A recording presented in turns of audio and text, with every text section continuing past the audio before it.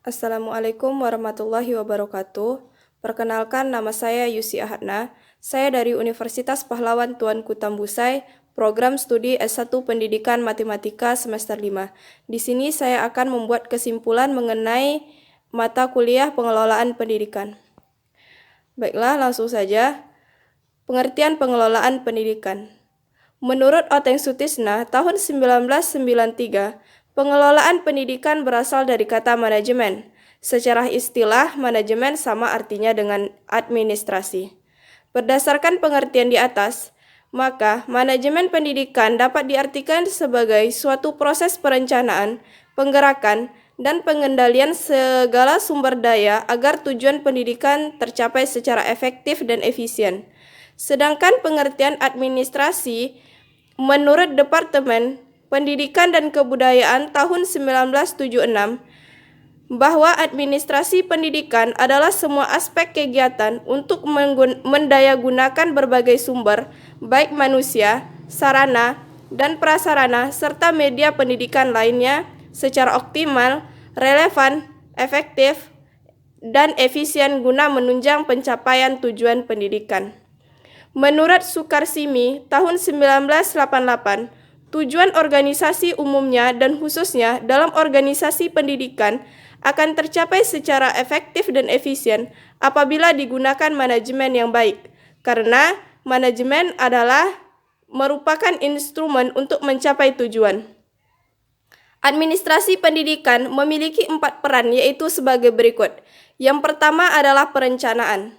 Perencanaan adalah pemilihan dari sejumlah alternatif tentang penetapan prosedur pencapaian serta pemikiran sumber daya yang dapat disediakan untuk mencapai tujuan tersebut. Yang dimaksud sumber daya meliputi sumber daya manusia, material, uang, dan waktu. Proses perencanaan di sekolah harus dilaksanakan secara kolaboratif, artinya dengan mengikut sertakan personil sekolah dalam semua tahap perencanaan itu.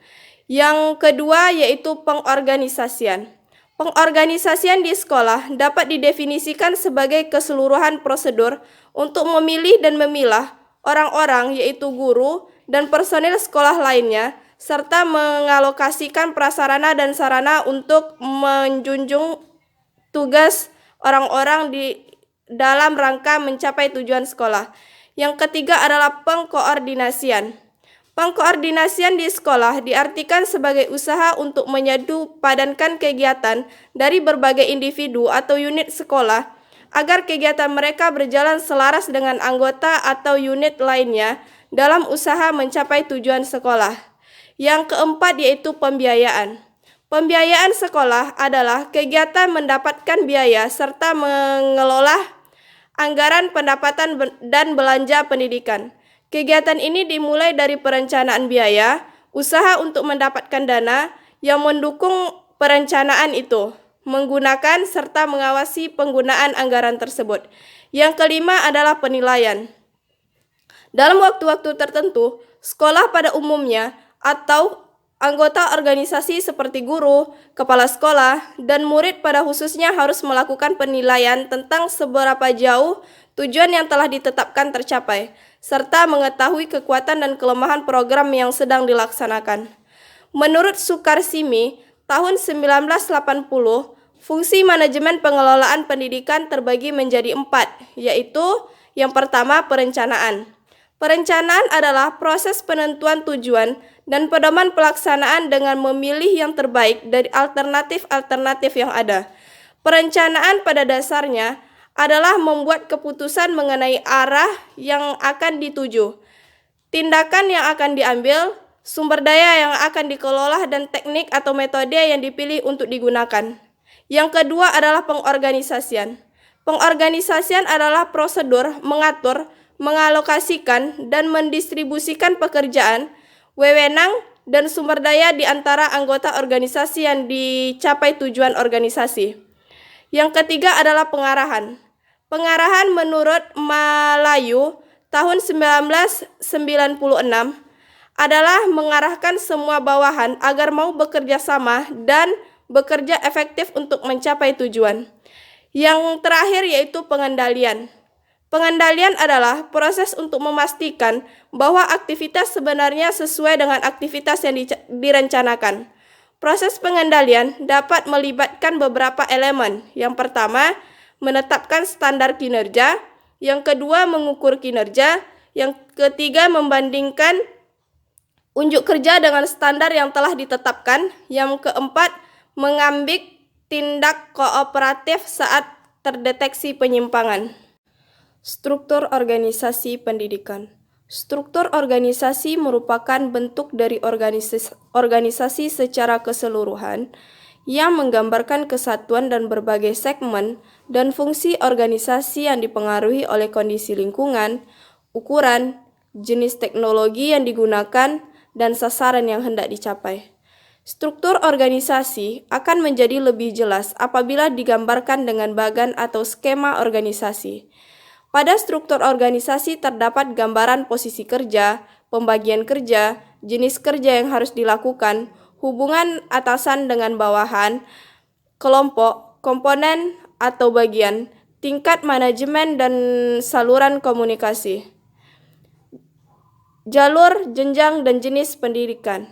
Menurut Undang-Undang Republik Indonesia Nomor 20 Tahun 2003 tentang Sistem Pendidikan Nasional Bab 4 Pasal 16, jalur, jenjang, dan jenis pendidikan dapat diwujudkan dengan bentuk satuan pendidikan yang diselenggarakan oleh pemerintah, pemerintah daerah, atau masyarakat.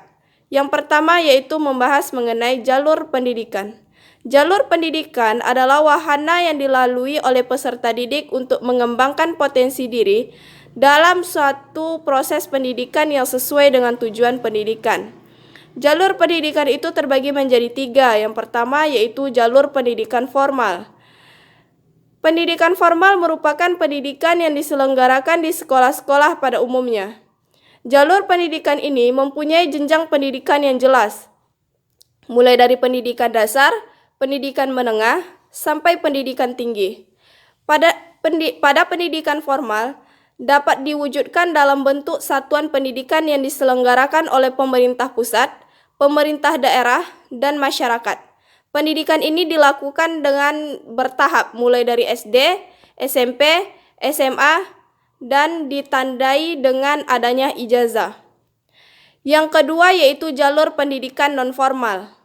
Pendidikan non-formal adalah jalur pendidikan di luar pendidikan formal yang dapat dilaksanakan secara terstruktur dan berjenjang.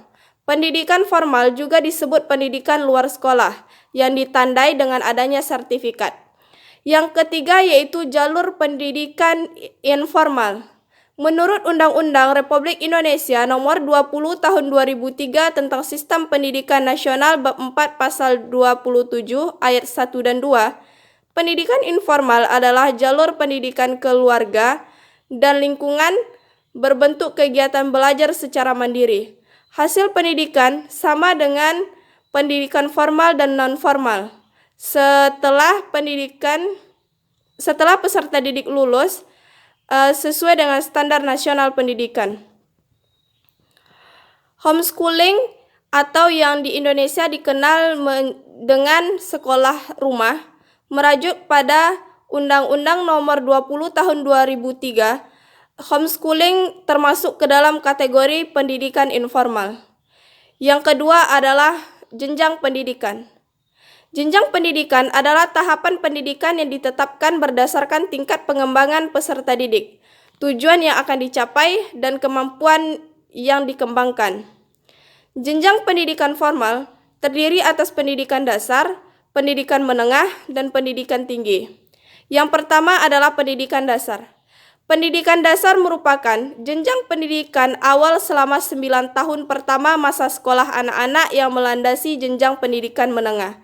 Menurut Peraturan Perundang-undangan Nomor 28 Tahun 1990, pendidikan dasar merupakan pendidikan 9 tahun terdiri dari program pendidikan 6 tahun di sekolah dasar dan program pendidikan 3 tahun di sekolah lanjut pertama.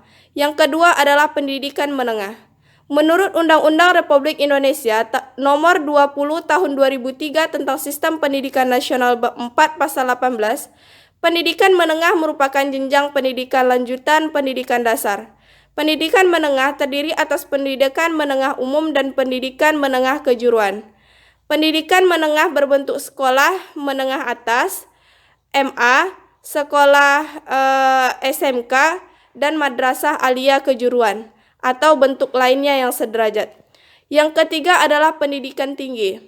Pendidikan tinggi adalah jenjang pendidikan setelah pendidikan menengah yang mencakup program pendidikan diploma, sarjana, magister, doktor, dan spesialis yang diselenggarakan oleh perguruan tinggi. Perguruan tinggi berkewajiban menyelenggarakan pendidikan, penelitian, dan pengabdian kepada masyarakat. Yang ketiga yaitu jenis pendidikan. Jenis pendidikan adalah kelompok yang didasarkan pada kekhususan tujuan pendidikan suatu pendidikan. Jenis pendidikan mencakup pendidikan umum, kejuruan, akademik, profesi, vokasi, keagamaan, dan khusus. Yang pertama adalah pendidikan umum. Pendidikan umum merupakan pendidikan dasar dan menengah yang mengutamakan perluasan pengetahuan yang diperlukan oleh peserta didik untuk melanjutkan pendidikan ke jenjang yang lebih tinggi. Bentuknya yaitu sekolah SD dan lain-lain. Yang kedua adalah pendidikan kejuruan.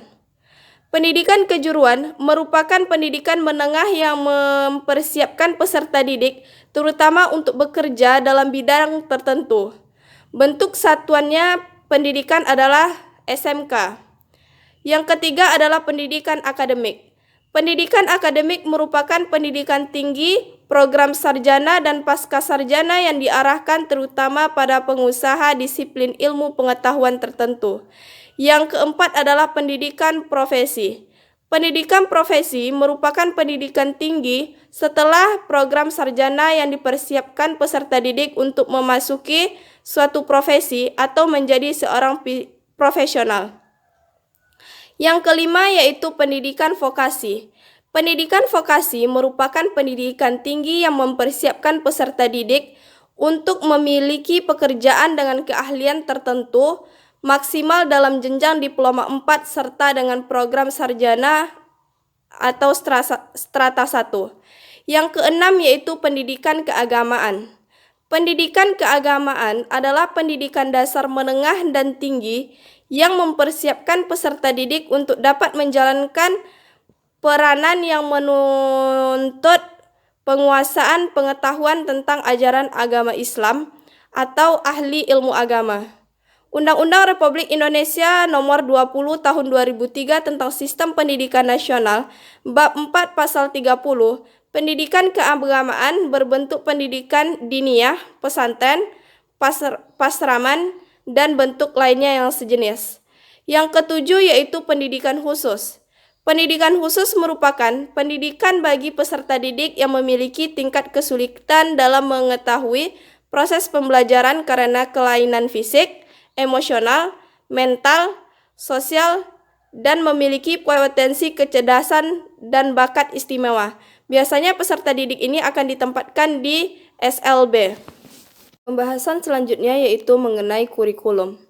Menurut Rusman tahun 2009, kurikulum adalah seperangkat rencana dan pengaturan mengenai tujuan, isi, dan bahan pembelajaran serta bahan yang digunakan sebagai pedoman penyelenggaraan kegiatan belajar untuk mencapai tujuan pendidikan tertentu. Manajemen kurikulum adalah satuan sistem pengelolaan kurikulum yang kooperatif, komprehensif, sistematik dalam rangka mewujudkan ketercapaian tujuan dari kurikulum itu sendiri. Dalam pelaksanaannya, manajemen berbasis sekolah atau MBS dan kurikulum satuan tingkat pendidikan atau KTSP. Oleh karena itu, otonomi yang diberikan pada lembaga pendidik dalam rangka kurikulum secara mandiri dengan memprioritaskan kebutuhan dan ketercapaian sasaran dalam visi dan misi lembaga pendidikan yang tidak mengabaikan kebijakan nasional yang telah ditetapkan. Tenaga kependidikan. Tenaga kependidikan menurut Undang-Undang RI Nomor 20 Tahun 2003 tentang Sistem Pendidikan Nasional tahun 2003, tenaga kependidikan adalah anggota masyarakat yang mengabdikan diri dan diangkat untuk menunjang penyelenggaraan pendidikan. Sedangkan pendidik adalah tenaga kependidikan yang berkualifikasi guru, dosen, konselor, pamong belajar, widyaswara, tutor, instruktur, fasilitator, dan sebutan lainnya yang sesuai dengan kekhususannya, serta berpartisipasi dalam menyelenggarakan pendidikan. Menurut Hartati Sukirman tahun 2000, tenaga kependidikan dibagi menjadi 3. Yang pertama adalah tenaga pendidik. Tenaga pendidik adalah personal di lembaga pelaksanaan pendidikan yang melakukan salah satu aspek atau seluruh kegiatan atau proses pendidikan, mikro ataupun makro. Adapun tenaga pendidik, selain mengajarkan secara teori juga ditetapkan dapat membimbing anak didiknya. Tenaga pendidik dapat dikelompokkan menjadi 3 macam. Yang pertama adalah pengajar. Pengajar adalah personil yang secara legal atau profesional bertugas melaksanakan kegiatan belajar mengajar. Pengajar tidak harus dikonotasikan sebagai pemberi materi pembelajaran saja, melainkan untuk sebagai pendidik. Hanya saja pendidikan dilakukan melalui materi pembelajaran tertentu. Yang kedua adalah pembimbing. Pembimbing adalah personil yang bertugas melaksanakan kegiatan pendidikan yang khas, yaitu tertuju pada orang-orang yang bermasalah secara psikologi atau rohani atau sosial. Yang ketiga adalah supervisor pendidikan. Supervisor pendidikan adalah personil yang bertugas melaksanakan kegiatan pendidikan terhadap para pelajar dan pembimbing dalam melaksanakan tugasnya. Yang kedua adalah tenaga administrator. Administrator pendidikan merupakan personil yang bertugas melakukan kegiatan pengelolaan penyelenggaraan pendidikan. Personil yang memiliki wawasan pendidikan yang luas dan kemampuan administratorial pengelolaan penyelenggaraan pendidikan. Yang ketiga adalah tenaga teknisi pendidikan. Tenaga teknisi pendidikan merupakan orang-orang yang bertugas memberikan layanan pendidikan melalui pendekatan kondisional atau fasilitas dan layanan khusus. Contohnya adalah pustakawan pendidikan. Manajemen keuangan. Menurut Mulyasa tahun 2006, manajemen keuangan sekolah merupakan bagian dari kegiatan pembiayaan pendidikan yang secara keseluruhan menuntut kemampuan sekolah untuk merencanakan, melaksanakan, dan mengevaluasi serta mempertanggungjawabkan secara efektif dan transparansi. Manajemen memiliki 3 tahap penting. Yang pertama adalah penganggaran. Menurut Fatah tahun 2000, penganggaran merupakan kegiatan atau proses penyusunan anggaran. Budget merupakan rencana operasional yang dinyatakan secara kuantitatif dengan bentuk satuan yang digunakan sebagai pedoman dalam pelaksanaan kegiatan-kegiatan lembaga dalam kurun waktu tertentu. Yang kedua yaitu pelaksanaan. Menurut Mulyasa tahun 2006, penerimaan keuangan sekolah dari sumber-sumber dana perlu dibuktikan dengan prosedur pengelolaan yang selaras dengan kesepakatan yang telah disepakati, baik berupa konsep prioritas maupun pengaturan pemerintah. Yang ketiga yaitu evaluasi. Menurut Mulyasa tahun 2006, pengawasan merupakan salah satu proses yang harus dilakukan dalam manajemen pembiayaan berbasis sekolah. Pembahasan selanjutnya yaitu mengenai jenis-jenis pembiayaan pendidikan. Menurut Nanang Fatah tahun 2000, biaya dalam pendidikan meliputi biaya langsung dan biaya tidak langsung. Biaya langsung terdiri dari biaya-biaya yang dikeluarkan untuk keperluan pelaksanaan penganggaran dan kegiatan belajar siswa berupa pembelian alat-alat belajar, biaya transportasi, gaji guru, baik yang dikeluarkan oleh pemerintah maupun orang tua maupun siswa itu sendiri. Sedangkan biaya tidak langsung adalah berupa ketentuan yang harus dalam bentuk biaya kesepakatan yang hilang yang dikorbankan siswa selama belajar. Sumber-sumber biaya pendidikan. Yang pertama adalah pemerintah dan masyarakat. Dalam Undang-Undang Sistem Pendidikan Nomor 20 Tahun 2003 Pasal 46 Ayat 1 dijelaskan bahwa pendanaan pendidikan menjadi tanggung jawab bersama antara pemerintah, pemerintah daerah, dan masyarakat. Yang kedua adalah wakaf. Menurut Roma Yulis tahun 2008, wakaf adalah sumbangan dalam pengertian umum merupakan hadiah yang diberikan untuk memenuhi banyak kebutuhan spiritual dan temporal kaum muslim. Yang ketiga yaitu zakat. Pendidikan termasuk ke dalam kepentingan sosial, supaya sepantasnya zakat dapat dijadikan sumber dana pendidikan. Dan zakat harus dikelola secara profesional dan transparan agar sebagiannya dapat dipergunakan untuk membiayai lembaga pendidikan Islam. Yang keempat adalah sumber dana lain yang tidak mengikat. Menurut Ramayulis, sumber dana baik lembaga pendidik Islam bisa berasal dari sumber lainnya, baik sumber internal maupun eksternal. Sumber dana yang bersifat internal ini biasanya diperoleh dari pembentukan badan usaha atau wirausaha, membentuk lembaga badan amil zakat, maupun dengan melakukan promosi dan kerjasama dengan berbagai pihak yang bisa menunjang dana kegiatan. Sedangkan sumber dana yang bersifat internal biasanya diperoleh dari donatur tetap ataupun bantuan. Dalam buku School Public Relation, hubungan sekolah dengan masyarakat adalah suatu proses komunikasi antara sekolah dan masyarakat untuk berusaha menanamkan pengertian warga masyarakat tentang kebutuhan dan kaya pendidikan serta mendorong minat dan tanggung jawab masyarakat dalam memajukan sekolah. Jenis-jenis hubungan sekolah dengan masyarakat. Yang pertama adalah hubungan edukatif. Maksudnya adalah hubungan kerjasama dalam hal mendidik murid atau guru sekolah dan orang tua dalam keluarga. Yang kedua adalah hubungan kultural. Maksudnya, usaha kerjasama antara sekolah dan masyarakat yang memungkinkan adanya saling membina dan mengembangkan kebudayaan masyarakat tempat sekolah itu berada. Yang ketiga adalah hubungan institusional. Maksudnya hubungan kerjasama antara sekolah dengan lembaga-lembaga resmi, baik swasta maupun pemerintah, seperti hubungan kerjasama antara sekolah dengan sekolah-sekolah lainnya. Tujuan kerjasama sekolah dengan masyarakat. Mengenai tujuan hubungan sekolah dengan masyarakat, meninjaunya dari sudut kepentingan kedua lembaga tersebut, yaitu kepentingan sekolah dan kepentingan masyarakat itu sendiri. Ditinjau dari kepentingan sekolah, pengembangan penyelenggaraan hubungan sekolah dan masyarakat bertujuan untuk yang pertama, memelihara kelangsungan hidup sekolah. Yang kedua, meningkatkan mutu pendidikan di sekolah yang bersangkutan. Yang ketiga, memperlancar proses belajar mengajar. Yang keempat, memperoleh dukungan dan bantuan dari masyarakat yang diperlukan dalam pengembangan dan pelaksanaan program sekolah. Sedangkan jika ditinjau dari kebutuhan masyarakat itu sendiri, tujuan hubungannya dengan sekolah adalah untuk yang pertama, memajukan dan meningkatkan kesejahteraan masyarakat, terutama dalam bidang mental dan spiritual.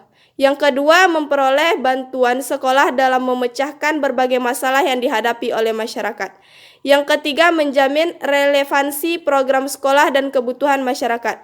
Yang keempat, memperoleh kembali anggota-anggota masyarakat yang makin meningkatkan kemampuan. Pendidik atau sekolah bermutu dapat ditingkatkan apabila sekolah memiliki yang pertama dukungan dari pemerintah, yang kedua kemampuan kepala sekolah yang efektif, yang ketiga kinerja guru yang baik, yang keempat kurikulum yang relevan, yang kelima lulusan yang berkualitas, yang keenam budaya dan iklim organisasi yang efektif, yang ketujuh adalah dukungan masyarakat dan orang tua siswa. Faktor-faktor yang menyebabkan rendahnya mutu pendidikan di Indonesia adalah yang pertama adalah rendahnya sarana dan prasarana. Untuk sarana dan prasarana, bisa kita amati bahwa masih sangat banyak sekolah yang kekurangan sarana dan prasarana. Seperti halnya gedung sekolah banyak yang sudah rusak, kepemilikan dan penggunaan media belajar sangat rendah, buku perpustakaan tidak lengkap, laboratorium tidak standar, pemakaian teknologi informasi tidak memadai, dan sebagainya. Bahkan masih banyak sekolah yang tidak memiliki gedung sendiri, tidak memiliki perpustakaan, tidak memiliki laboratorium, dan sebagainya. Hal tersebut tentu sangat akan mempengaruhi secara langsung kualitas pendidikan. Yang kedua adalah rendahnya kualifikasi guru dan prestasi siswa. Keadaan guru di Indonesia bisa dikatakan amat memprihatinkan. Hal ini dikatakan kebanyakan guru belum memiliki profesionalisme yang memadai untuk menjalankan tugasnya. Masih banyak guru yang seenaknya dalam menjalankan tugas, seperti terlambat masuk kelas, lebih banyak berbicara dibandingkan menjelaskan pembelajaran. Yang ketiga adalah kurangnya memahami konsep materi yang akan diajarkan, kurang memahami karakter siswa, bahkan masuk ke dalam kelas hanya untuk memberikan tugas lalu pergi meninggalkan kelas. Sedangkan menurut Ardika tahun 2013, ada beberapa faktor yang mempengaruhi kualitas pendidikan di Indonesia yang semakin memprihatinkan sehingga terjadinya ketidakmerataan pendidikan. Yang pertama adalah rendahnya sarana fisik. Misalnya banyak sekali gedung-gedung sekolah yang sudah tidak layak pakai di berbagai tingkat pendidikan. Yang kedua adalah rendahnya kualitas guru. Kebanyakan guru yang belum maksimal atau profesionalisme dalam menjalankan tugasnya. Yang ketiga adalah rendahnya kesejahteraan guru. Dengan pendapatan yang rendah, banyak guru-guru yang mengambil pekerjaan sampingan untuk memenuhi kebutuhannya karena tidak cukup pendapatan dari guru saja. Yang keempat adalah rendahnya prestasi siswa. Dengan peristiwa yang di atas sangat dapat berdampak kepada mahasiswa. Dengan prestasi siswa menjadi rendah disebabkan guru yang kurang maksimal dalam menjalankan tugasnya. Yang kelima adalah kurangnya dalam pemerataan pendidikan ke seluruh pelosok desa.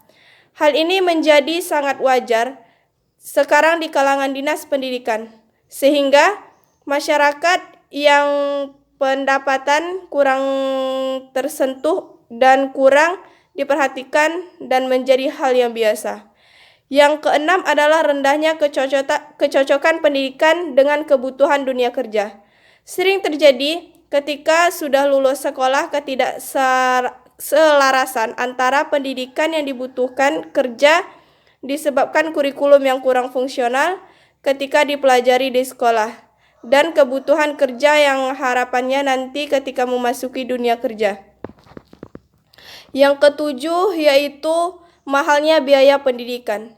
Biaya pendidikan bermutu itu mahal. Inilah yang selalu didengar oleh masyarakat, sehingga masyarakat yang tidak mampu dalam membiayainya dikarenakan ekonomi yang rendah. Dengan keadaan yang demikian itu, rendahnya sarana dan prasarana, kualitas guru, dan kesejahteraan guru, maka pencapaian prestasi siswa pun menjadi rendah dan tidak memuaskan. Baiklah, hanya ini yang dapat saya sampaikan. Lebih dan kurang saya mohon maaf. Wabillahi taufiq wal hidayah. Wassalamualaikum warahmatullahi wabarakatuh.